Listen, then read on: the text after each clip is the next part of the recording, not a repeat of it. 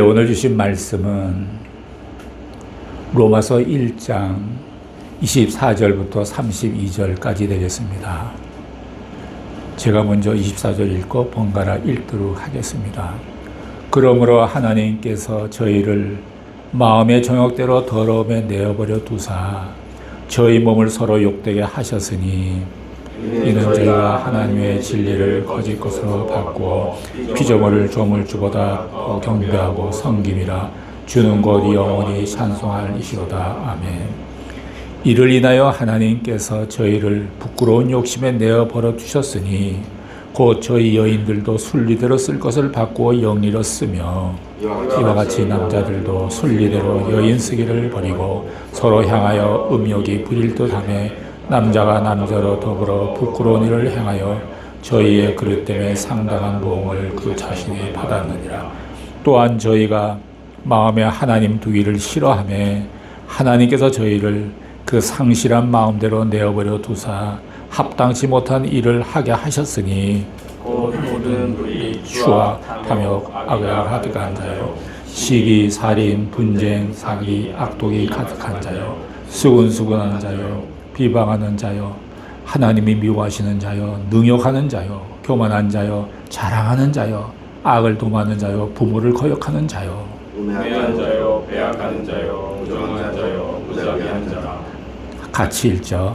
저희가 이 같은 일을 행하는 자는 사형에 해당한다고 하나님의 정하심을 알고도 자기들만 행할 뿐 아니라 또한 그 일을 행하는 자를 옳다 하느니라. 아멘.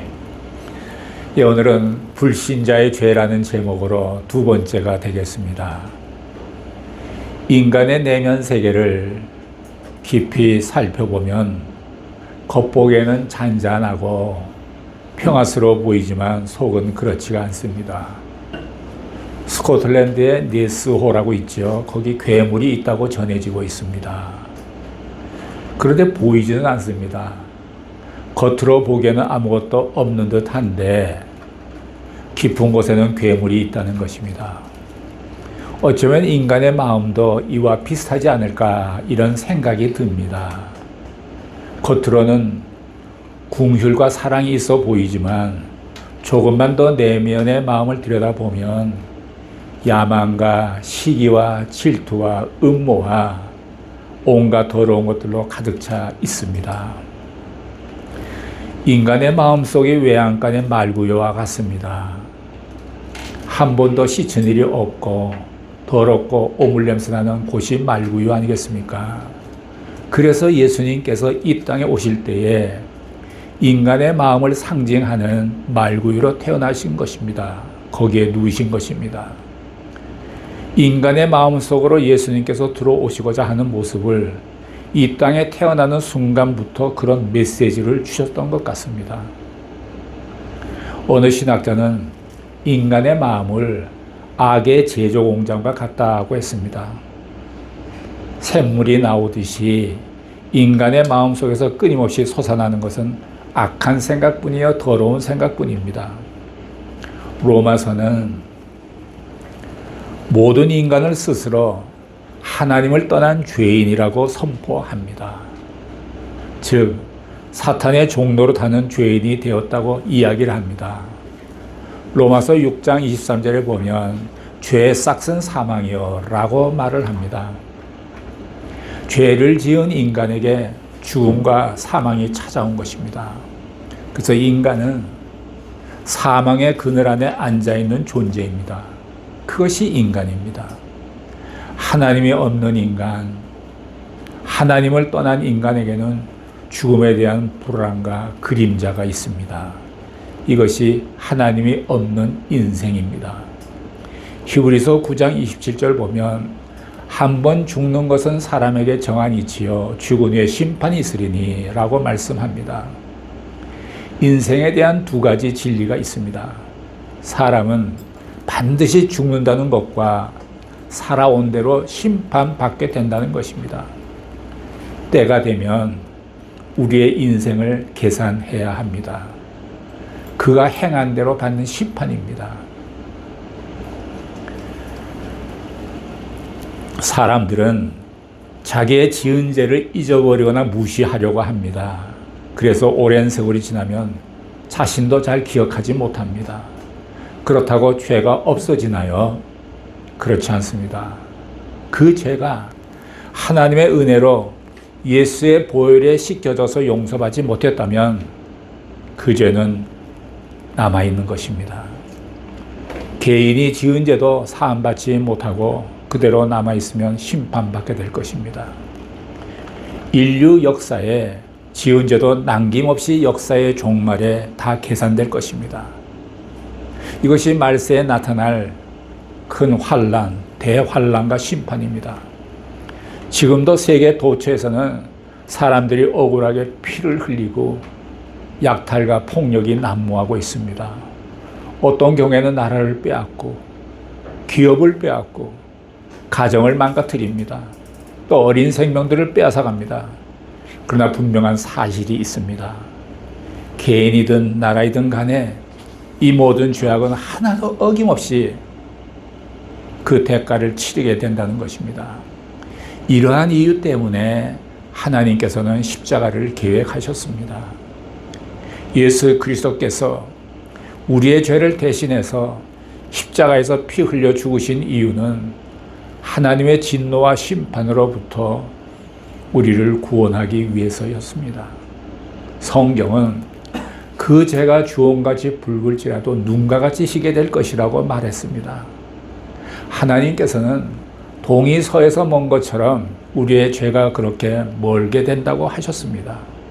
그래서 히브리서 8장 12절에 보면 내가 저희 불의를 긍휼히 여기고 저희 죄를 다시는 기억지 아니하리라. 참 놀라운 말씀을 해주셨습니다. 회개하지 않은 죄는 그대로 남아있다고 우리는 그런 메시지를 듣곤 합니다. 회개하지 않는 죄는 그대로 남아있다. 저는 그 말을 처음에는 받아들였는데 나중에는 조금 갈등이 좀 되더라고요. 자, 여러분 생각을 해보십시오. 여러분께서 어릴 때부터 지은 죄를 다 기억하고 남김없이 모든 죄를 회개한다는 건 가능할까요? 전 불가능하다고 보여요. 어릴 때부터 지은 많은 죄가 있을 텐데 그거 어떻게 다 기억합니까? 그렇잖아요. 생각나는 죄가 있고 전혀 깊이 묻어져 생각 안 나는 죄들이 훨씬 많습니다. 이것을 다 기억하고 회개해야만 용서받고 구원받을 수 있다면 과연 누가 구원받을 수 있을까요? 내가 고백한 죄, 그리고 예수님을 영접하게 되면 예수님의 보혈이 내가 기억해서 고백했던 죄뿐만이 아니라 기억이 안 나서 고백하지 못한 죄까지 모두 그 보혈에 사함받을 줄로 저는 믿습니다. 이것이 보혈의 능력이요. 그 보혈은 영원히 흐르고 있어요. 히브리서 10장 12절에 그런 말씀이 있죠. 오직 그리스도는 죄를 위하여 한 영원한 제사를 드리시고 하나님 우편에 앉으사 영원한 제사, 제사는 피 흘림입니다. 피 흘림. 십자가의 보혈입니다. 그런데 그 피 흘림이 2000년 전에만 인 것이 아니라 영원하다는 것입니다. 영원한 제사, 영원한 피 흘림이 있다는 것입니다. 과거, 현재, 미래가 모두 영원 속에 속해 있지 않습니까? 그래서 나의 미래의 죄도 용서받을 수 있는 것입니다. 계속해서 말씀드리지만 예수님의 십자가 사건은 2000년 전의 일입니다. 그 시점을 기준해서 본다면 당신의 과거의 죄, 현재의 죄도 미래의 죄였습니다. 미래의 죄였어요. 이렇게 예수님의 영원성을 받아들이고 이해하면 우리 삶에 많은 도움이 됩니다. 하나님도 성령님도 다 영원하십니다. 하나님은 영원하신 분입니다. 이 영원성, 이거 하나만 깨닫고 잘 묵상해서 적용하면 우리의 삶에 큰 도움이 됩니다. 한 가지 제가 예를 들면 제가 한창 40대 사업할 때의 일입니다. 일본의 중소기업하고 제가 제휴를 해서 전기 제품을 만들어서 일본에 수출하는 일이었습니다. 그게 1980년대 일이었습니다. 일본에서 어떤 상품을 개발하면 그 설계 도면을 저에게 보내줍니다. 그런 설계 도면을 받고 제가 완제품을 만들 때까지 다 해서 완제품을 만들어서 제가 수출하는 구조였습니다. 누가 제일 먼저 상품을 내서 시장을 선점하느냐, 이게 굉장히 경쟁이었습니다. 시간 다툼이었습니다. 저는 일본서 설계도면을 저에게 보내오면 그 설계도면을 쭉 펴놓고 하나님께 기도를 했습니다. 하나님, 이 설계도면대로 금형이 완벽하게 만들어질 수 있도록 도와달라고 그렇게 기도하고 나서 영등포에 거래하고 있는 금형공장에 도면을 맡기곤 했습니다. 그리고 매일 또 기도합니다. 그래서 그 결과 완성된 금형, 그것에 생산되는 각종 부품들이 완벽했습니다. 기도했기 때문에. 그리고 조립 과정도 모든 기도로 이어갔어요. 그 결과 어느 정도 시장도 선점하게 됐고 신용도 많이 얻어가게 됐습니다. 그러던 중 또 이렇게 새로운 모델이 개발이 자꾸 돼가는데 또 새로운 모델을 개발하게 됐습니다. 개발은 일본에서 하죠. 예, 그래서 일본서 개발하면은 도면을 저에게 보내오는데 설계 도면이 어느 날 도착해서 보내오기로 했다 약속이 돼서 제가 금형공장에 제 일을 해야 될 스페이스를 예약을 미리 다 했습니다. 근데 그 날짜에 도면이 도착하지 못했어요. 대신 연락이 왔어요. 장상, 한 일주일 정도 도면이 늦어질 것 같습니다. 이해해달라고. 그게 일주일이 늦어졌어요. 그게 일주일 늦어져서 이제 도착을 했는데 그게 도착한 것이 아마 오후 한 3시쯤, 그때는 DHL 편으로 왔는데 제가 사무실에서 쭉 이제 펴놓고 빠진 게 없나 이렇게 체크만 했어요. 체크하고 나서 빠진 게 없다 생각해서 이제 시간 다툼의 싸움이니까 제가 금형공장 사장에게 전화를 해서 퇴근하지 말라고, 내가 기다려 달라고, 저녁에 가서 설교 도문을 맡기겠노라고. 그래서 제가 퇴근길에 좀 일찍 나가서 영등포에 그 금형공장 가서 설계 도면을 다 인계하고 나서 집으로 돌아왔습니다. 그러면 설계 도면을 맡기면 금형까지 완성되는 한 3개월 내지 4개월이 걸립니다. 여러 사람이 들러붙어서 만들죠, 이제. 그렇게 이제 집으로 돌아왔는데 문득 기도를 안 했구나. 이게 탁 오는 거예요. 내가 늘 설계도면 놓고 하나님께 먼저 기도하고서 갖다 줬는데 너무 급한 나머지 기도를 안 하고 그냥 갖다 준 거예요. 기도를 안 했구나. 이런 생각이 드는 거예요. 그 순간 마음이 무거워지고 불안해졌어요. 뭐 저녁 식사도 관심이 없고 내가 왜 이랬지? 급한 마음의 문제였어요. 하나님과의 동행에 금이 간 것 같았어요. 밤잠도 설쳤습니다. 이튿날 새벽에 일어나서 하나님께 무릎을 꿇고 기도하기 시작했습니다. 그때 성령님이 내 안에서 탄식하며 기도하는 것을 제가 느꼈어요. 저는 전혀 생각지도 못한 기도를 하더라고요. 이런 기도를 하더라고요. 하나님, 어제 제가 설계도면을 놓고 기도를 하지를 못했습니다. 너무 죄송합니다. 그런데 하나님, 부탁이 있습니다. 하나님은 영원하신 분이 아니십니까? 어제와 오늘과 내일도 지금 시점하고 동일한 거 아니겠습니까? 영원하신 분이시니까 지금 어제 오후 3시 제 사무실에 펼쳐진 설교도면의 현장으로 와주세요. 도면의 모양이나 사이즈나 알, 각도 등 세밀하게 봐주세요. 그리고 보신 대로 금형이 아름답고 완벽하게 완성시켜 주세요. 근데 이렇게 기도하더라고요. 이게 후결제 받는 격이에요. 후결제. 근데 하나님이 응답을 주셨어요. 내가 다 보았노라. 아들아, 평안하라. 이런 말씀을 저에게 주었어요. 그래서 제가 하나님의 영원성을 짧게나마 체험을 해서 알게 됐어요. 하나님의 영원성을 제가 체험을 했습니다. 그 후에도 후결제 받는 일들이 몇 번 있긴 했어요.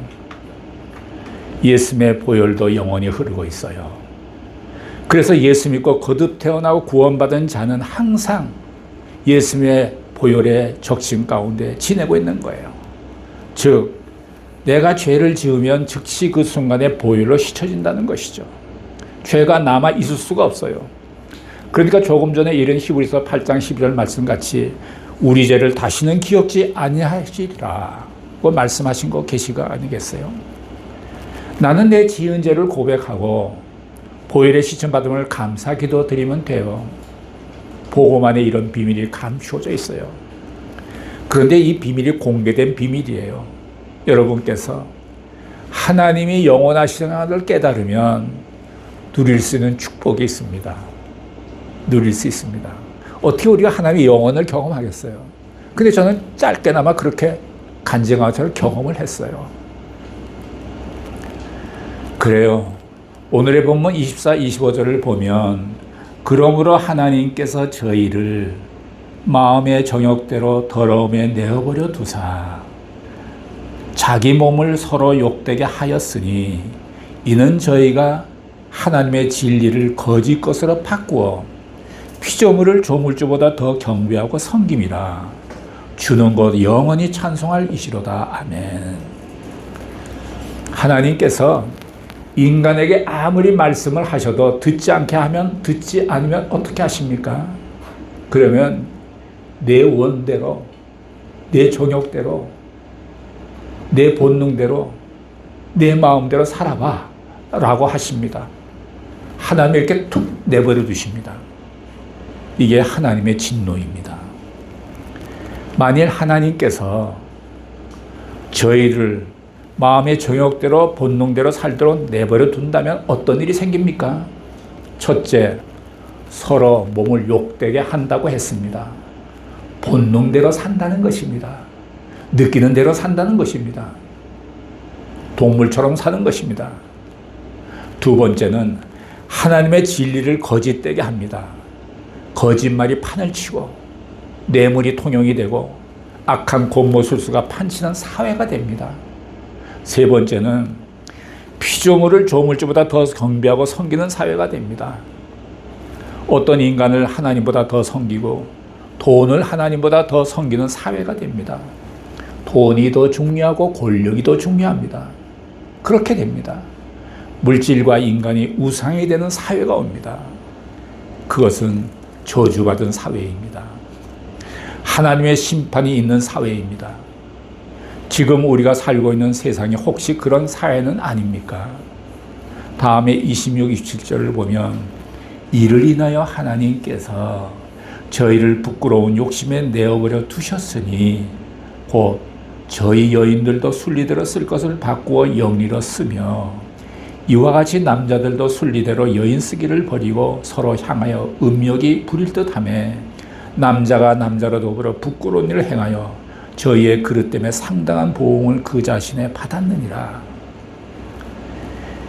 인간이 정욕대로 살게 되면 자기 몸을 더럽히는 본능과 쾌락 중심의 사회가 됩니다. 성적으로 타락한 사회입니다. 모든 광고와 물건이 성에 초점을 맞춥니다. 성이 상품화된 사회입니다. 이때 어떤 일이 생깁니까? 아무렇지도 않게 동성애 사회가 된다는 것입니다. 여성과 남성이 결혼해서 함께 사는 것이 하나님의 법도입니다. 하나님께서는 남자와 여자로 만드셨습니다. 그러나 인간은 남녀 평등이라는 이름을 왜곡해서 남자와 여자의 역할을 똑같이 만들어 버렸습니다. 그것이 아닙니다. 남자는 남자답게 사는 것이 하나님의 평등이고 여자는 여자답게 사는 것이 하나님의 평등입니다. 그러나 사람들은 이 역할을 섞어버렸습니다. 인간은 마음대로 자신의 권리를 주장합니다. 하나님의 법을 무시하고 깨버립니다. 이러한 사회를 가리켜서 성욕이 지배하는 사회라고 말합니다. 이것이 저주입니다. 여자와 여자가 살면 무슨 일이 생깁니까? 하나님께서 만들어주신 가정이 없어집니다. 보통 일이 아닙니다. 마귀의 방법입니다. 미국 사회는 동성연애를 합법화하기 시작했습니다. 그들은 이 동성애자들이 점점 숫자가 많아지니까 정치적인 세력을 갖기 시작했습니다. 투표권을 행사하기 시작하고 있습니다. 하나님의 법을 인간의 숫자의 힘으로 바꾸어 버리기 시작한 것입니다. 저주받은 사회입니다. 동성연애는 저주입니다. 그렇게 하고서 교회에 나오는 사람들도 있습니다. 심지어 미국의 어떤 교단은 동성애하는 사람을 목회자로 세우기도 합니다. 이런 거 하나님은 결코 허락하지 않으십니다. 기뻐하지 않으십니다. 가정을 파괴하는 것입니다. 여자와 남자의 역할이 다릅니다. 그러나 인간들은 여자와 남자의 역할을 바꾸고 그것을 평등이라고 부릅니다. 그 결과는 무엇입니까? 그들의 그릇 때문에 상당한 보응을 받았다는 것입니다. 이러한 일들이 로마 시대에도 있었고 역사상에서 이러한 일들이 반복되어 왔습니다. 무서운 일입니다. 어느 가정이 캐나다로 이민을 갔는데 왜 이민을 가느냐 했더니 자녀 교육 때문에 간다 그래요.